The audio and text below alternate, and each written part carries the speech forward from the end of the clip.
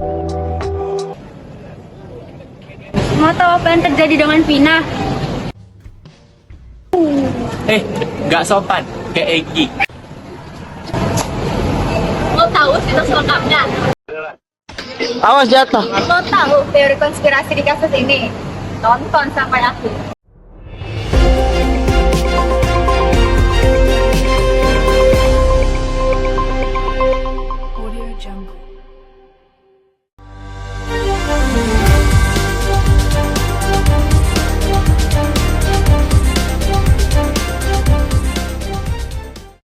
Halo, selamat datang di acara OneCast dengan topik Vina. Sebelum itu, nama saya Majdika Maharani dan di sini saya akan menemani teman-teman semua untuk mempelajari topik baru dari kasus yang sedang viral ini. Oke, sudah bersama kita para narasumber. Boleh dong diperkenalkan dulu nama-namanya agar penonton yang di rumah saling kenal. Oke, perkenalkan saya Arya Lanita Awiski Bangun dari Fakultas Psikologi di Universitas Prima Indonesia. Oke, kakak boleh? Aku Sodia Femini juga, aku dari Fakultas Psikologi juga, dan juga dari Universitas Prima Indonesia. Oke, kakak dong. Perkenalkan, nama saya Renato. Saya dari Fakultas Psikologi juga di Universitas Prima Indonesia juga. Oh, jadi semua dari Fakultas Psikologi nih? Iya. Oke, termasuk saya juga sebenarnya. Oke, nah, gimana tadi perjalanannya menuju ke sini? Macet sih, panas Iya, juga. udah macet, panas lagi. Macet ya, kalau Medan itu memang macet, terkenal kali macetnya. Oke, terus boleh dong diceritain dikit tentang tantangan selama kuliah di Fakultas Psikologi? Agak gimana ya kak, apalagi kalau di mata kuliah metode observasi wawancara nih, kan kita wawancara orang kan kita harus dengar dirinya tuh batin Iya, susah ya, kayak Jadi kalau di depan yang namanya praktek. lapaknya itu Prakteknya losak nggak aman. Belum lagi testingnya. jadi dia wajib ini. oh ya dompet juga. Gimana lagi perasaan saat testing gak dateng-dateng pas praktek udah Aduh, mulai? itu rasanya tidak bisa dijelaskan. Deg-degan ya. Deg-degan ya, oke. Bicara tentang deg-degan, gimana sih perasaan kakak kalau nonton atau dengar kasus kekerasan atau nonton film horor? Pasti deg-degan ya, deg-degan, iya dong. Nah, pokoknya tuh film Vina nggak sih? Vina, kasus Masuk ke topiknya ya. Iya, kasus yang lagi viral ya. Oke, kita kan di sini mau membahas tentang Vina berdasarkan teori-teori psikologi. Kita di sini mau cari tahu apa sih yang terjadi dengan Vina dan kenapa pelaku melakukan itu kepada korban. Nah, sebelum itu mungkin ada penonton yang belum tahu apa sih Vina itu, kasus apa sih? Walaupun nggak mungkin ya, tapi ayolah kita eksekusi dulu. Oke, boleh dong ceritain sebenarnya Vina itu siapa? Oke, jadi Vina itu nama aslinya Vina Dewi Asita. Dia lahir pada tanggal 16 Januari di tahun 2000. Vina ini cantik loh orangnya. Cantik ya? Iya. Oh. Tapi cantiknya itu malah dijadiin pembulian sama teman-temannya gitu. Oh, jadi waktu dia sekolah dia dibully. Saking cantiknya sampai dibully ya teman-teman. Wow. Vina ini juga punya cita-cita menjadi model. Jadi lu pernah kan pertama kali nih dia ikut ajang kecantikan nih di mall, salah satu mall di Jawa Barat kan? Di Cirebon tempatnya. Dia langsung jadi juara 3 loh. Wah, sekali kontes langsung dapat juara 3. Iya benar. Wah, berbakat dia, berbakat ya. Passionnya dia di situ berarti. Benar. Oke, jadi terlepas dari prestasinya dia dan cantiknya dia itu juga tetap mengundang malapetaka untuk dia ya. Nah, boleh dong kakak jelaskan apa sih sebenarnya yang terjadi dengan Vina agar penonton yang di rumah tuh juga tahu tentang kasus ini. Nah, Vina ini merupakan seorang siswi nih. Nah, dia ini disiksa, diperkosa, bahkan dibunuh oleh sekelompok geng motor di Cirebon pada tahun 2016. Oke. Serem ya, dibunuh, disiksa. Jadi kenapa tuh Pak si Vina ini bisa meninggal? Aduh, kenapa ya? Ayo. Jadi kematiannya ini sangat misterius karena dulu pada tahun 2016 kasus ini ditutup dalam keadaan si Vina ini dinyatakan meninggal karena kecelakaan. Tetapi sangat banyak pro dan kontra pada saat itu. Jadi pro-nya itu mengatakan bahwa memang benar kok dia ini kecelakaan kok. Banyak yang mengatakan seperti itu. Tetapi banyak juga yang mengatakan kenapa kalau misalnya kecelakaan meninggalnya, kenapa motornya itu tidak ada bekas goresan? Padahal kalau kecelakaan pasti harus ada goresan di motornya kan? Jadi begitu. hal tersebut menjadi kontra ya Bang? Iya. Kenapa kalau kecelakaan, kenapa tidak ada goresan di motornya sama Lalu- sekali ya? Lalu yang mengejutkan, Ya. ternyata di kaki Vina tidak ada goresan, lalu juga terdapat lubang, lalu kakinya itu patah. Jadi kata-katanya kakinya ini dilindas oleh motor. Jadi bukan karena kecelakaan. Karena kecelakaan. Melainkan Karena sesuatu. itu yang kita akan bahas di sini. Kan kita bahas. Iya. Oke, nah sebelum kita ke situ, agar lebih mengetahui lah tentang kasus ini, kapan dan di mana sih terjadinya kasus kecelakaan ini? Iya. Kecelakaan. Iya, kecelakaan ya teman-teman semua yang di rumah. Pasti kecelakaan. Ya. Oke. Jadi kecelakaan ini terjadi tepatnya pada tanggal 27. Nah, 27 Agustus 2016. Nah, di tepatnya itu di Kecamatan Talun, Desa Kepongpongan, Cirebon. Nah, itu. Tapi katanya dengar-dengar Vinanya ini ditemukan keesokan harinya ya? Iya. Ya, tanggal 28. Kejadiannya itu di malam hari Malam. tanggal 27. Kejadiannya di malam hari tanggal 27 Agustus 2016 dan bukan mayat ya, dan ditemukan tanggal 28. Iya. Berarti tubuh Vina dan temannya Eki. dibiarkan semalaman di tempat kejadian. Iya. Wah, nggak ada yang Nggak ada CCTV-nya lagi. nggak ada CCTV-nya ya? Katanya. Katanya, masih katanya ya pemirsa. Iya. Oke. Katanya lagi, Ya. si Vina ini bahkan masih hidup loh semalaman itu. Masih hidup semalaman. Iya. Sampai besokan paginya itu ditemukan. Lalu pas ditemukan itu masih kelihatan dia bergerak, Berarti masih sadar dia ya? Iya. Pas sampai ke rumah sakitnya, dinyatakan meninggal. Di rumah sakit dinyatakan meninggal. Bukannya selamat. Bukan selamat tapi meninggal ya. Waduh, banyak sekali kejanggalan-kejanggalan di kasus ini Kejanggalan ya. itu. Oke. Nah, agar kita lebih mendalami kasus ini, boleh dong kakak narasumber kasih tahu nih kan, karena setiap kasus kan pasti ada motif di balik kejadian tersebut. Boleh kasih tahu dong saya dan teman-teman di rumah tentang analisis motif dari kejadian Vina ini. Nah, jadi analisis motif yang dilakukan pelakunya ini namanya Egi kak. Pelaku Egi ya. Egi. Nah, Egi ini melakukan pembunuhan ini dikarenakan si Vina ini menolak cintanya. Bukan menolak sih, lebih kayak menghindari dia gitu. Si Egi ini kayak lebih suka catcalling, kayak kill gitu. Catcalling, kill. Gitu. Oke.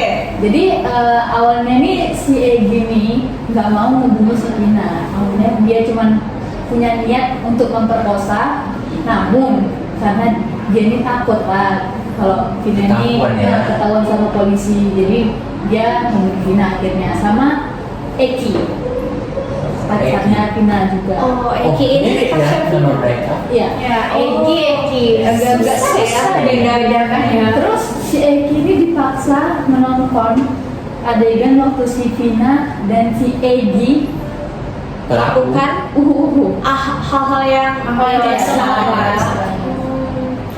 Bisa kita dengar juga buktinya dari rekaman yang Vina dulu viral tuh loh kak, yang kerasukan. Iya, kerasukan. Iya. Bisa kita dengar. Pertamanya niatnya mau perkosa aja mbak, mau perkosa, tapi karena takut ketahuan jadi kita berdua dibunuh. Gitu ceritanya mbak. Serem banget ya rekamannya tadi. Itu si Dinda, katanya Vina ya, kerasukan. Beneran kerasukan kan dia?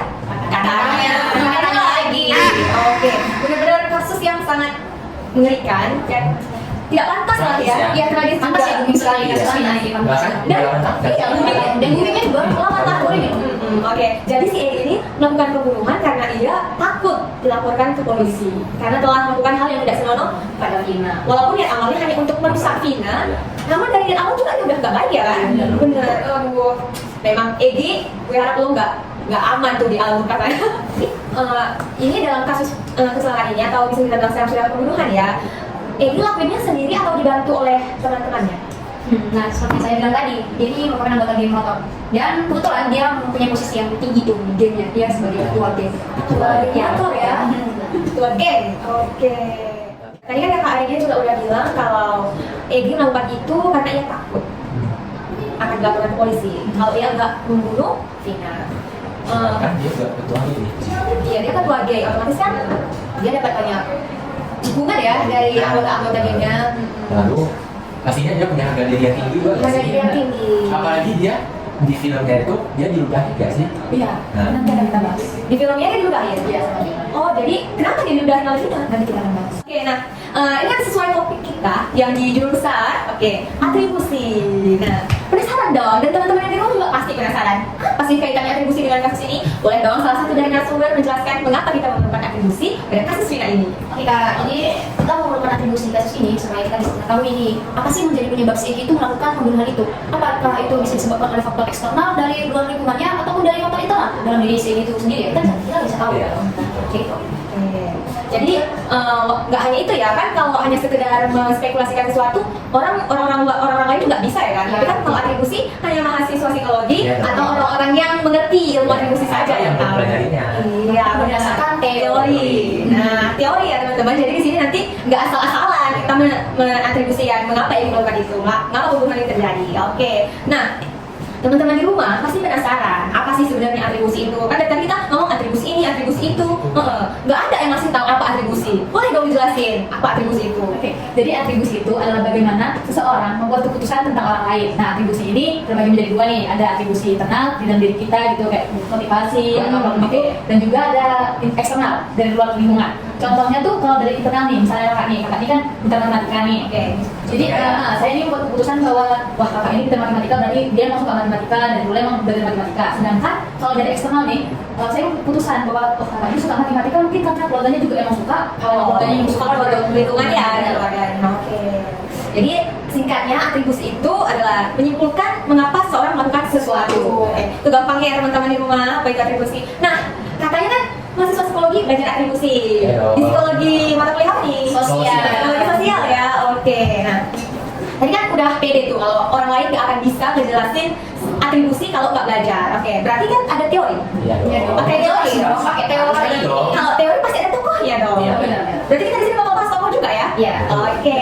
Boleh dong kakak-kakak sekalian menjelaskan menurut tokoh masing-masing mengenai teori-teori atribusi ini? Nah, di sini kami akan menjelaskan dari 3 tokoh nih. Pertama ada Friedlander, John and Davis, dan juga Harold Cayley. Oke. Boleh dong jelaskan dulu yang dari John Davis, apa bunyinya, apa teori dari tokoh tersebut, dan apa hubungannya dengan kasus kita ini? Jadi saya di sini akan menjelaskan teori dari John and Davis. Jadi nama teorinya itu korespondensi inferensi. Waduh, susah ya, susah. Korespondensi inferensi. Itu teman-teman di rumah. Oke, lanjut bang, jelaskan dong. Jadi teorinya ini ada 2. Yang pertama itu melihat dari kewajaran perilakunya. Jadi artinya itu kalau seseorang berperilaku sesuai dengan kewajaran masyarakatnya, maka itu tidak bisa dianggap sebagai sifat asli dia, karakter dia, nggak bisa. Contohnya aja ya. Contohnya aja. Salah satu Contoh biar lebih paham ya teman-teman di rumah. Jadi misalnya di suatu kelas seorang guru memberi PR sama muridnya, misalnya 40 orang muridnya. Lalu dari 40 orang itu semuanya mengerjakan dan langsung mengumpulkan PR-nya. Nah, kita nggak bisa bilang bahwa semua 40 murid itu murid-murid yang rajin, karena memang itu adalah kewajiban mereka dan itu harus dikumpulkan. Jadi tidak bisa dibilang mereka ini orang-orang yang rajin gitu. Itu karena kewajiban. Iya, Iya. karena mereka melakukan itu karena ada hukum yang mewajibkan Iya. mereka mengerjakan tugas mereka. Kalau enggak, mereka melakukan hukuman ya kan? Ya, oke. Oke, lanjut ke yang kedua. Teori yang kedua Ya. dari John Davis tetap ya. Ya betul. Jadi yang kedua itu pilihan yang tidak biasa. Artinya ketika seseorang memilih pilihan yang tidak biasa, maka bisa dicap sebagai karakter aslinya. Misalnya, kembali lagi ke contoh tadi. Misalnya dari 40 murid itu ada satu murid yang tidak mengerjakan tugas, tidak mengumpulkan tugas, maka itu bisa dicap sebagai karakter aslinya. Atau kalau mau contoh yang lebih bagus, kita bisa ke contoh 2. Apa itu? Jadi contoh yang kedua ini mungkin lebih susah, tapi lebih menjelaskan teori ini. Misalnya kayak begini contohnya. Ada seorang anak bernama Andi dan anak yang lainnya bernama Budi. Jadi suatu hari mereka pulang sekolah nih, jalan gak berdua. Oke. Ya. Nah, tiba-tiba si Budi ini mau diculik nih sama orang. Nah, Andi tentu terkejut dong, melihat temannya mau diculik nih. Nah, ternyata Andi pada kebanyakan orang, pada kebanyakan kasus, pasti anak-anak seperti itu, mereka tidak akan mungkin tidak akan membantu ya, cuman meminta tolong pastinya kan. Takut ya, Iya, masih takut kecil pasti. ya. Cuman Andi ini ternyata memilih untuk membantu temannya. Maka dapat dipastikan bahwa Andi ini dia ini seorang pemberani. Oh, oke. Gitu. Jadi lebih paham ya Lebih sekarang? paham kan? Iya, oke. Gitu. Jadi sekian aja sih Untuk teori ini. John and David. Iya. Oke, boleh dong abang kaitkan dengan kasus kita, Ina. Ini the real, Nah. the real kasus ya. Oke. Jadi kalau dilihat dari kasus Vina ini dan dikaitkan ke teori ini, maka dapat kita pastikan bahwa si Egy ini dia membunuh karena faktor internal dia, atau kita ambil dari teori kedua. Jadi teori Tidak kedua itu wajar. bukan yang pilihan yang tidak biasa. Pilihan yang tidak biasa. Karena pilihan yang tidak biasa itu yang adalah membunuh, kan itu sangat tidak wajar kan? Iya, iya. Maka dapat dipastikan bahwa dia ini memiliki sifat pembunuh menurut teori ini. Oh, berarti memang dari dalam dirinya. Iya, dari dalam dirinya. Problematik ya, Iya. dari teori John and Davis ya. Betul. Karena kan dia dari segitu banyaknya pilihan, dia Maka memilih dia membunuh. membunuh, ya Iya, kan? membunuh Vina. Iya. Baiklah, kalau teori tersebut, kalau pembunuhan itu wajar, maka udah banyak dong orang Iya. yang mati ya. Banyak yang mati dong, The ya real, kan? the real definition of single bacok. Gitu, dan langsung bingo ya orang. Banyak yang meninggal. Iya, jadi menurut teori Korespondensi diferensial, kalau kasus Vina ini mengapa Egy melakukan pembunuhan, karena dari dirinya dia Iya, problematik. dari diri sendiri dia. Iya, karena dia memilih pilihan yang tidak biasa. yang tidak wajar ya teman-teman di rumah. Oke, itu menurut John and Davis. Davis. Sekarang kita move on dong.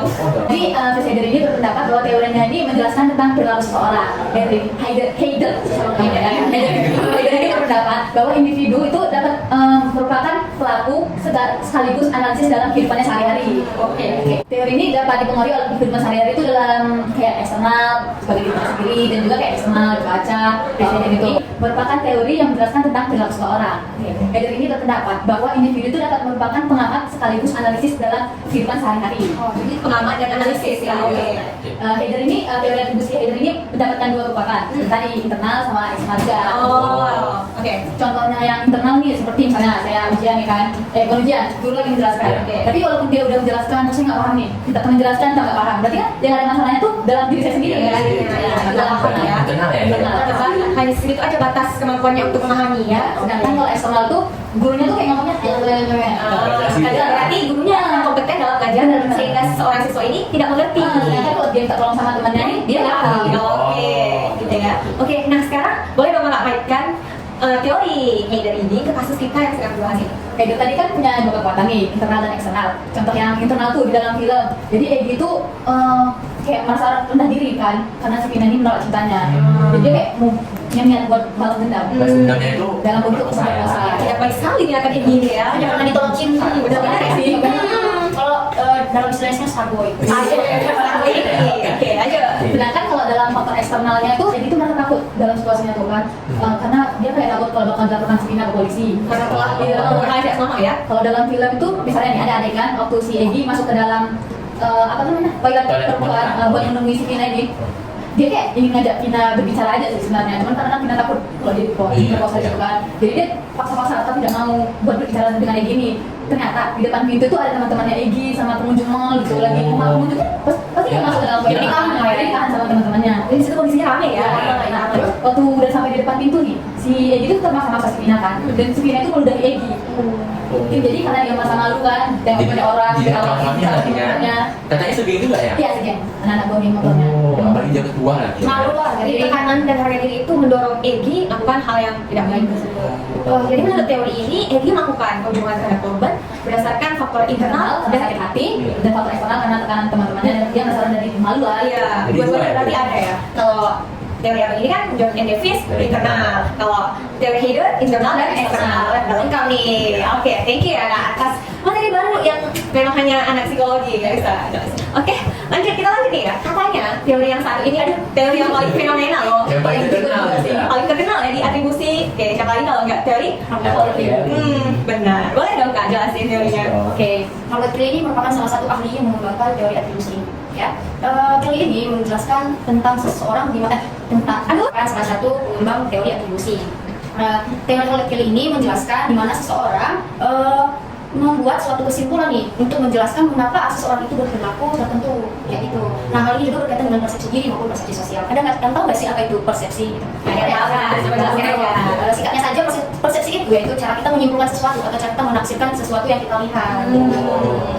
Nah, teori Hartlett Kelly ini memiliki 3 prinsip yang sangat penting ya. Tiga prinsip utama ya? Ada 3 ya, yaitu konsensus, konsistensi, dan juga distinctiveness. Oke, lanjut. Boleh nggak Kak jelasin? Karena masih asing banget ya 3 prinsip ini. Boleh nggak jelasin?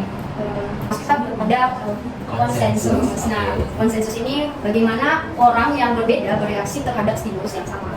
Kemudian adanya konsistensi, di mana seseorang melakukan hal yang sama secara terus-menerus di situasi yang berbeda. Kemudian adanya distinctiveness nih, oke? Distinctiveness ini seseorang yang melakukan satu hal saja kepada satu orang saja. Istimewa, ya. Kata lain dari kata itu istimewa. Oke. Nah, 3 prinsip ini sangat penting menurut teori Hartlett Kelly ini, sehingga berdasarkan 3 kriteria ini bisa terdapat yang namanya rumus nih. Oke, apa itu? Rumus ini berguna untuk menentukan apakah itu disebabkan oleh faktor eksternal atau internal. Oke, boleh dong Kak kasih skill rumusnya? Bagi dong rumusnya. Tapi ini biar rumusnya kan tidak sangat penting dari matematika ya. Oke. Jadi pada teori ini ketika konsensus dan distinctiveness-nya rendah tetapi konsistensinya tinggi, maka bisa kita katakan bahwa itu disebabkan oleh faktor internal. Namun ketika kriteria itu memiliki nilai positif, semuanya tinggi semuanya, maka bisa kita katakan itu disebabkan oleh faktor eksternal. Faktor luar ya, faktor Ya, betul sekali. Contohnya di dalam kehidupan kita sehari-hari, aku akan menjelaskan contoh yang mempengaruhi faktor internal ya. Oke, boleh. Jadi dalam sebuah kelas, aku punya nih teman namanya Rinaldo. Siapa tuh? Coba ya. Nah, Rinaldo ini tidak tahan suhu dingin. Kenapa bisa saya katakan seperti itu? Kenapa? Karena setiap masuk kelas pagi-pagi, dia meminta agar suhu AC itu ditinggikan. Dia tidak nyaman. Sedangkan teman-teman yang lain itu biasa saja akan suhu itu, tapi Rinaldo tidak tahan. Cuma dia ya. Berarti bisa dikatakan konsensusnya itu rendah karena perilakunya berbeda dengan yang lain. Iya, hanya dia sendiri. Kemudian dia konsistensi melakukan hal itu. Setiap pagi sebelum mulai pelajaran itu dia bakalan meminta agar suhu AC itu ditinggikan. Dia tidak akan gitu. Hanya sih mau hasilnya. Ya, terus menerus setiap pagi sebelum mulai pelajaran dia akan melakukan hal itu. Dan berarti konsistensinya itu tinggi. Nah, kita masuk nih ke distinctiveness-nya. Ya. Ya, dia melakukan hal itu di semua tempat. Tidak hanya di ruang kelasnya saja, seperti di ruang rapat, di perpus, apalagi perpus dingin kan. Dia sama meminta bantuan terhadap petugas untuk suhu AC itu dinaikkan. Dia melakukan hal itu di semua tempat, tidak hanya satu tempat saja. Berarti bisa dikatakan distinctiveness-nya itu rendah. Jadi berdasarkan kriteria tadi, rumus tadi, ketika distinctiveness-nya rendah, konsensusnya rendah, tetapi konsistensinya tinggi, berarti bisa kita katakan nih faktor yang mempengaruhi itu faktor internal. Karena Rinaldo ini tidak bisa tahan akan suhu yang tinggi. Memang dia aja yang nggak aja. Itu contoh faktor internal. Kita masuk nih faktor eksternalnya. Oke, lanjut. Oke, aku menjelaskan nih dalam sebuah cerita ya. Rinaldo kan udah ya. Dalam sebuah cerita, dalam satu sekolah nih. Apa ya kita kasih namanya itu sebelum Ocha, Wendy dan Agus. Wendy dan Agus. Coba oke aja. Nah, di dalam sekolah ini, si Wendy ini suka sekali mengganggu yang namanya Agus. Iya, Agus ini suka sekali diganggu oleh semua orang, bukan hanya si Wendy saja. Semua orang mengganggu dia. Berarti di situ bisa dikatakan konsensusnya itu tinggi banget sekali. Mengganggu si Agus. Kemudian ketika berpapasan dengan si Agus ini, orang di sekitaran dia itu otomatis akan mengganggu dia di setiap saat, di setiap situasi. Selalu. Ya selalu di kantin, di ruang guru, di ruang kelas, di ruang lapangan. Dia selalu diganggu oleh semua orang. Termasuk juga yang namanya Wendy tadi, dia mengganggu si Agus. Nah, bisa kita katakan konsistensinya itu juga tinggi. Oke, contohnya secara terus menerus pada si Agus. Konsisten ya? Dia konsisten mau gimana pun itu, di kelas dia, di ruang kelas, bahkan di lapangan saja pun dia diganggu oleh teman-temannya. Begitu juga namanya dia selalu mengganggu si ini. Nah, hal itu hanya dilakukan konsistensinya itu tinggi tadi ya. Maaf Oke, ya. oke. Lanjut. Hal ini yang dilakukan kepada Agus saja. Berarti bisa kita katakan ya, distinctiveness-nya itu Tinggi tinggi, juga ya. khusus terhadap satu orang saja. Dan yang melakukan itu semua orang di sekitar dia. Nah, kenapa sih bisa? Mungkin tahu dia ya. Aduh, tidak poin sekali Anda. Ya, Oke. nah, ternyata kenapa semua orang di lingkungan itu suka mengganggu si Agus? Ternyata si Agus ini merupakan seseorang siswa yang sangat curang di kelasnya. Sehingga seseorang yang dekat dengan itu merasa tidak nyaman, jadi dia terus menerus diganggu gitu. Jadi begitu. Ya, itu kan berarti ini disebabkan oleh faktor eksternal. Karena harusnya dia yang Dia yang mengundang orang untuk mengganggu dia. ya. Oke. Bukan orang-orang yang mengganggu yang problematik, tapi harusnya. Ya, harusnya sadar diri. Oke, jadi boleh dong setelah banyaknya materi yang kakak jelaskan, kaitkan dong sama kasus kita yang sekarang. Vina. Nah, kita masuk ya pada pembahasan filmnya nih, terutama yang sedang viral pada saat ini yang sedang tayang di bioskop. Nah, Kak, ya kak. ya, Di Telegram aja ya. Lanjut. Enggak boleh. Nah, kita lihat dari konsensusnya nih, sejauh mana nih tindakan si ini dianggap umum oleh khalayak? Enggak Tindakan kayak gini sih membunuh. Tidak fokus lagi. Wih, kalau sempat nunggu, saya mau baca lah. Jadi saya katakan konsensusnya itu rendah. Dia memiliki, dia memilih sesuatu hal yang tidak wajar. Bunuh nggak wajar. Kenapa sih harus membunuh ketika cintanya ditolak kan bisa cari yang lain? Iya, Oh. bisa. Padahal di film itu si Egy itu punya pacar. Ih, parah sekali. Itu Parah masuk. sekali. Itu masuk ke diskriminasi. Oke. Di sini kita lihat diskriminasinya itu bagaimana. Karena distinctiveness-nya menurut saya rendah ya. Iya. Karena dia udah ada pacar, ganggu Vina lagi. Boy dasar. Tidak benar sekali. Jadi kita tahu lah ya, distinctiveness-nya itu Nah, ada. Dan di sini ini konsisten loh, mengganggu Vina, membuat kerusuhan di sana di sini dengan anggota gengnya. Di mana kan konsisten ya? Konsisten. Di sini baru lah, Ya, di sana baru lah gitu. Semua diganggu lagi sama dia secara terus menerus. Siapa orang yang lewat di depan dia bakal dikium kita ya.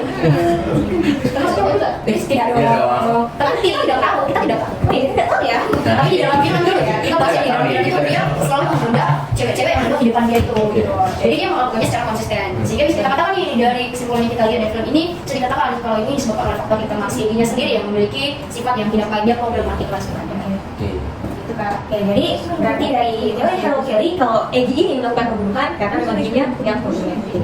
Faktor internal ya. Sama ya, Sama ya, sama juga detektif. Faktor internal dan eksternal. Gak kan ada jadi lengkap kan kita. Iya. Kan memang ada benarnya juga. Gak hanya internal, tapi ada juga faktor tekanan, Iya. harga diri yang bisa kita lihat lebih jelas di film ya, di mana si Egy diudahi. Itu benar juga sih, itu merupakan yang paling penting. Ya, Oke, benar. untuk teman-teman di rumah ingat, kalau ada orang yang menyukai teman-teman di rumah, tolong jangan diudahin ya.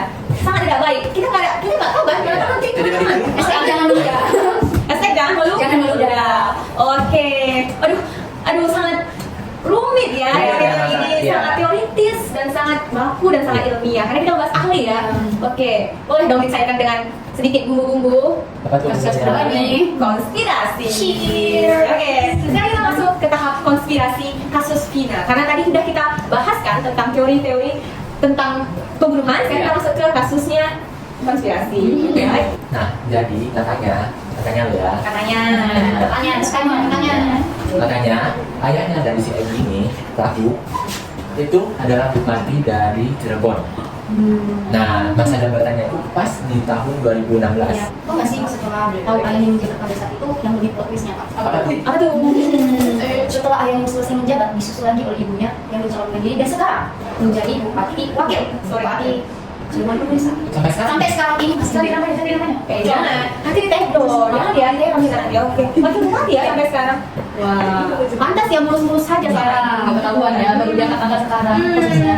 Ternyata keluarga dinasti. Aduh. Oke. Baiklah, lebih baik kita lupakan saja itu, nanti akun saya di tag down. Ya, Jangan ya. Jadi sekarang kita lanjut ke kasus. Bukan kasus sebenarnya, tapi video yang akhir-akhir ini viral. Sosok wanita yang sangat berani dalam memberitahu kita informasi penting di kasus ini. Ini fotonya.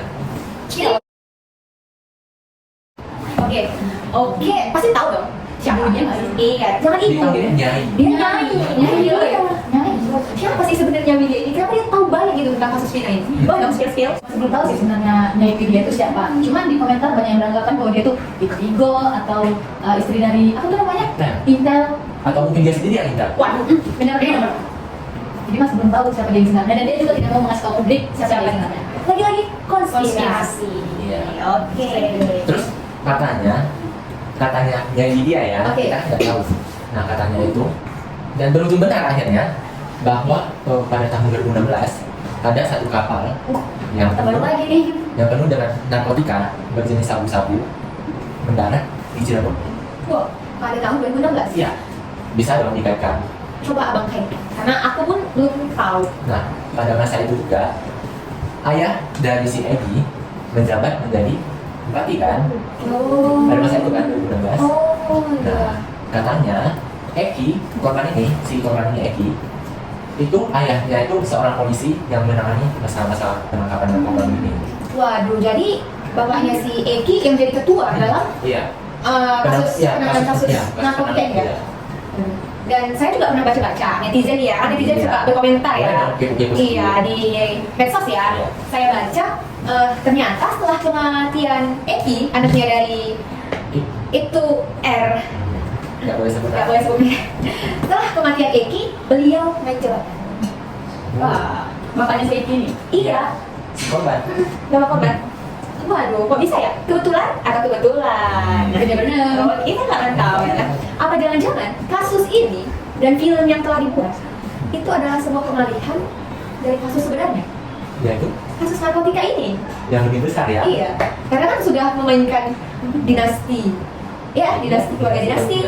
Terus bandar narkoba. Iya, naik jabatan dalam Katanya kepolisian. melibatkan jenderal. Jenderal juga terlibat. Katanya. Katanya. Waduh. Ya. Belum ada spesialis ya. Namanya konspirasi. Katanya konspirasi. Memang tidak bisa kita selesaikan sampai ke akar-akarnya karena sampai sekarang pun kasus ini belum menemukan Iya, titik kejelasan. terangnya. Iya, Ada titik terangnya. memang Indonesia akhir-akhir ini sedang tidak baik-baik saja.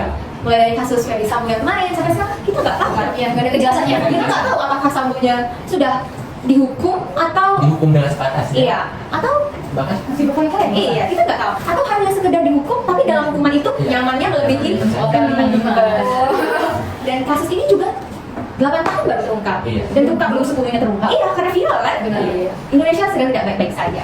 Dan kita harap lah ya sebagai masyarakat Indonesia dan juga sebagai mahasiswa psikologi agar kasus ini cepat terungkap. Iya. Amin.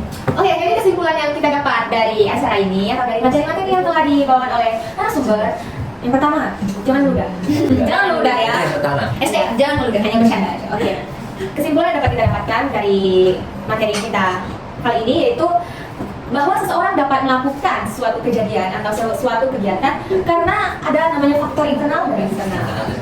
Tetap ada itu faktor dari dalam diri dan ada juga faktor dari luar diri. Tergantunglah ya bagaimana kita dapat melihatnya dan menginterpretasikannya jadi sebuah wawasan. Oh, iya. Betul. Nah, dari kata-kata narasumber ada lagi kah yang ingin disampaikan? Sekian aja sih. Sekian aja sih. Terima kasih sudah nontonnya ya. Makan bakso. Nah, kita sudah sampai di akhir acara. Dan oke, di ujung acara ya. Terima kasih atas waktu kata-kata narasumber semuanya. Terima kasih banyak telah sharing-sharing materi ya. Semoga nanti kegiatan perkuliahannya lancar-lancar aja ya. Oke. Di depan UTS. Luas ya. Semoga lancar. Amin. Oke, pantun dulu. Apa dulu? Buah naga di belah empat.